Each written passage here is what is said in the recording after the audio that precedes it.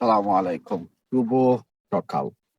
এখন হচ্ছে ঘড়ির সময় ৬টা ৭ মিনিট।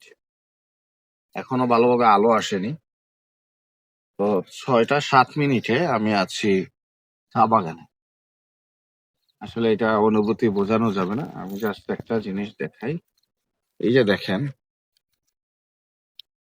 এই যে এগুলো নতুন চা পাতা। প্রত্যেকটা চা পাতা ভিজা।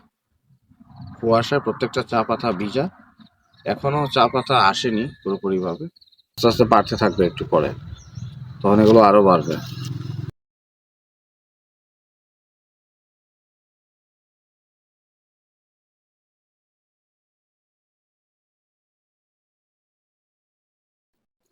এই শীতের সকালে আছি চা বাগানে।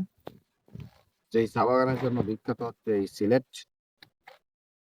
চা বাগানের ভিতরে আপনার নর্মাল আবাসিক এরিয়া যেরকম এনভায়রনমেন্ট মানে ঠান্ডার পরিমাণ এর চাইতে একটু বেশি আছে এই বাগানে।